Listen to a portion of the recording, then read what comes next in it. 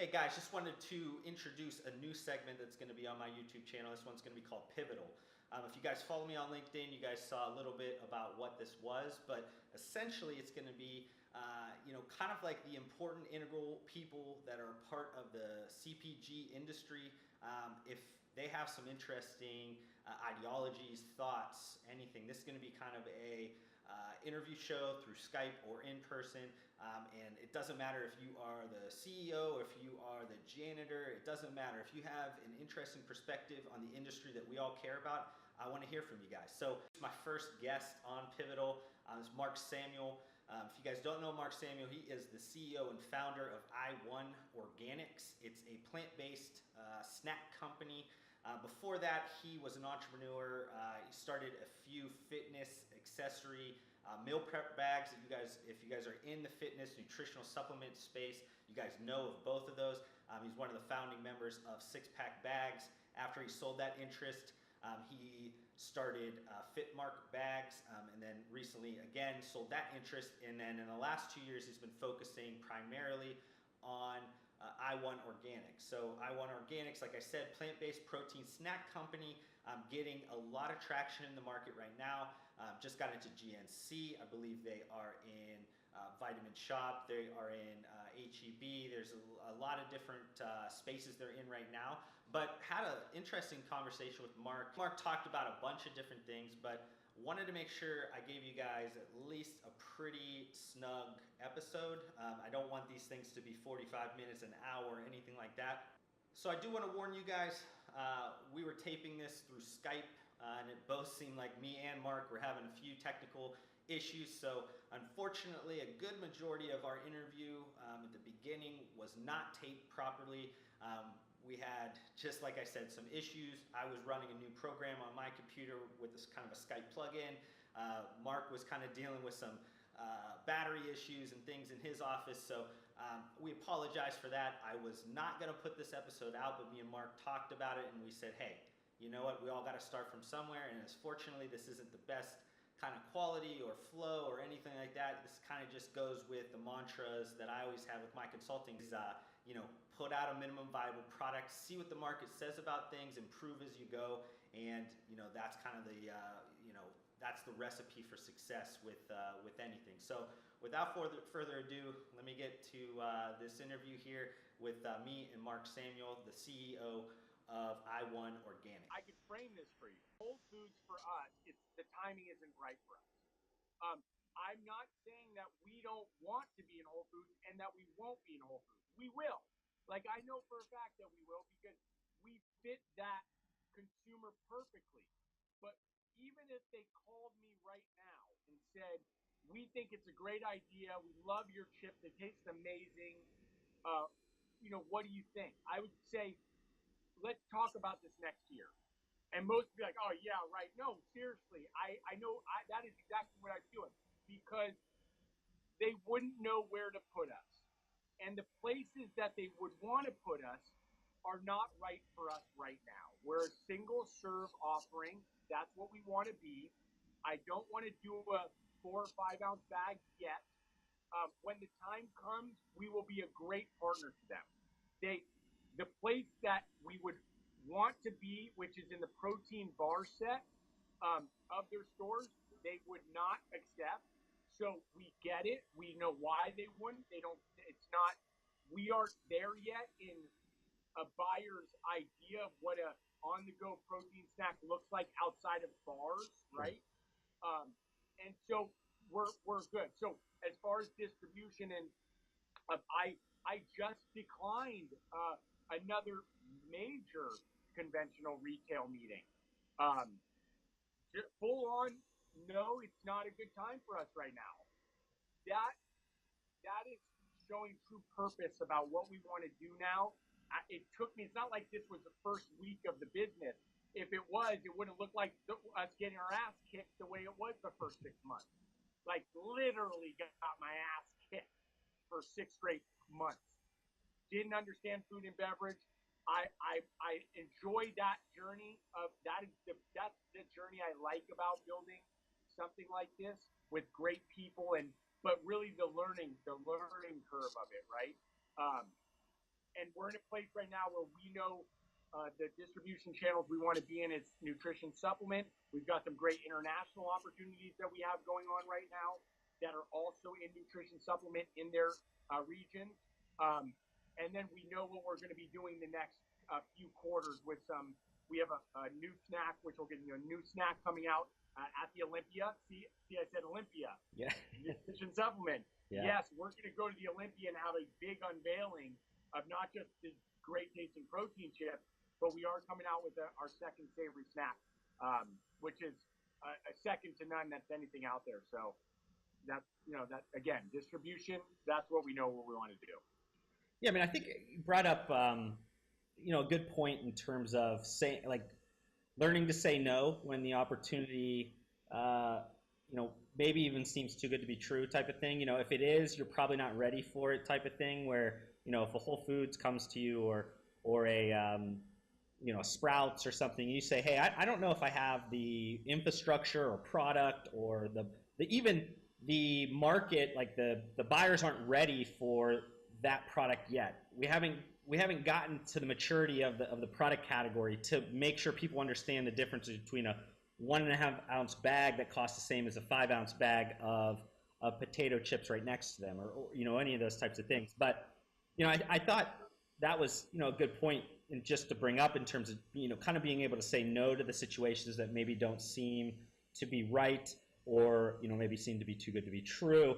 And then go ahead. I'll go a step further on that. It's not just about being able to say no. It's also and you said something about maybe it's too good to be true. I like that.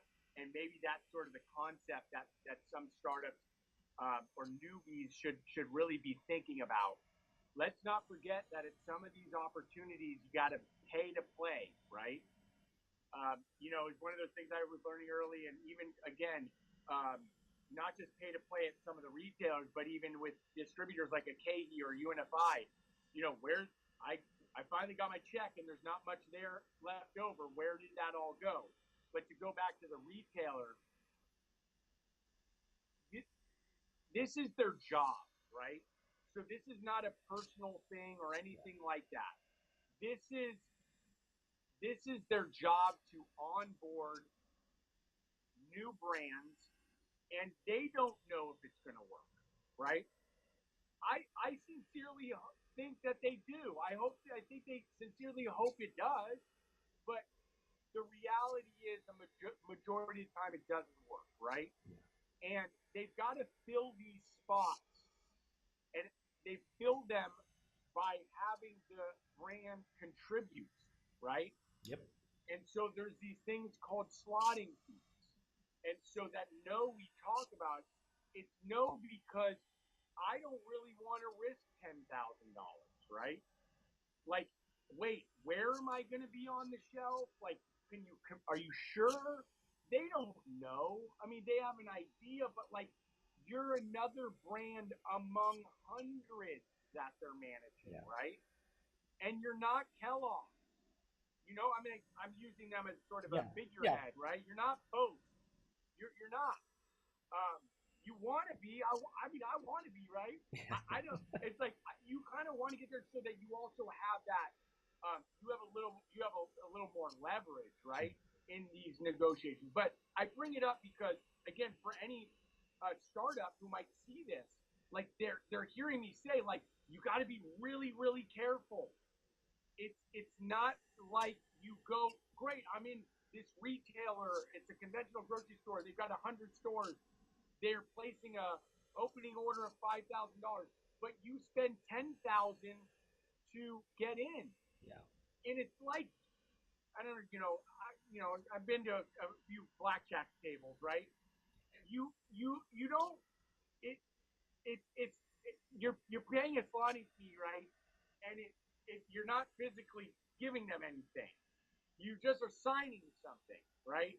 I know it's long-winded, but I hope somebody really sees this and they go, all right, I am going to say no.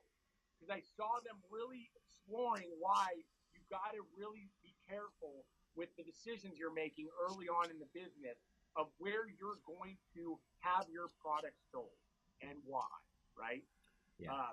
So going back to that point of about no, like there's reasons why you should be saying no more than just this isn't a good fit for us. Yeah. And I guess I wanted to, I mean, we've been talking a lot about retail and distribution and everything, but you brought up a point that I've always been kind of interested in. And since I don't own my own protein snack company, I don't know the answer to this. But why why is it that nobody's doing anything outside of like single serve that would be considered like in the protein kind of snack category? Be it ice cream in little pints. You have chips that are in a single serve.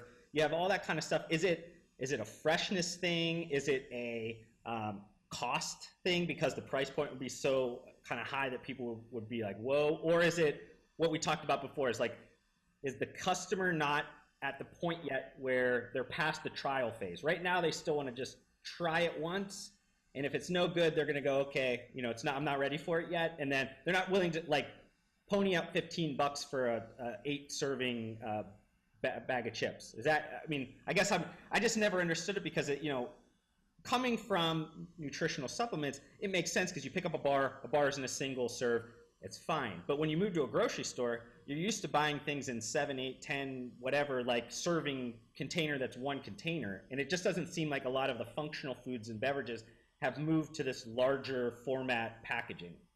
Yeah, I think it's a great question. And we'll find out soon enough because, um, there's stuff in the pipeline, right? In ideas that come along with stuff like that. I would say that there's a couple main reasons. One is the on-the-go protein snack category is just that. It's an on-the-go protein snack, and it should be consumed and tossed. Sure. Um, the minute you go into a 3-serving bag, you've changed that concept a bit, right? Did I just eat 1/3 of the bag? Did I eat too much of a, you know what I mean? And so that's all related.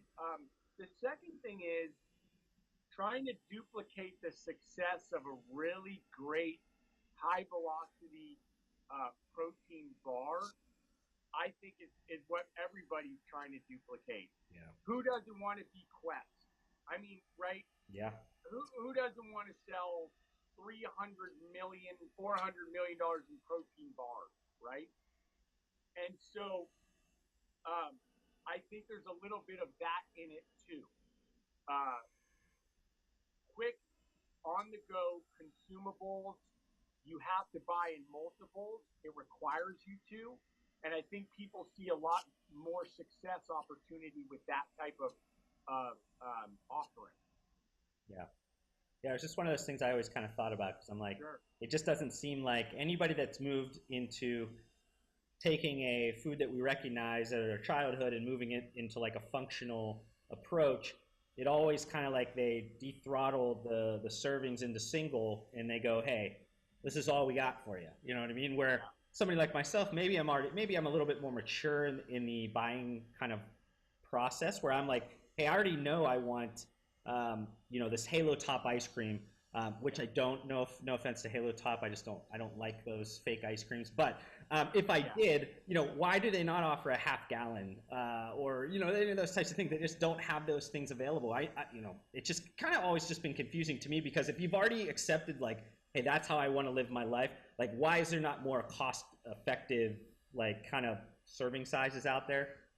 Well, on that one, I don't know the last time because I don't buy it either. I don't really like the taste of most of those either. Yeah. I mean, if I'm gonna pound some ice cream, dude, I'm gonna do it the right way. You know what I mean? Like if you're gonna eat ice cream, eat the ice cream. Don't go after this like fake ice cream. Oh no, we were just joking. Like I'm gonna do this thing soon on social about losing like 10 pounds leading up to the Olympia, right? Because I have an extra 10 pounds of me from the ice cream, dude.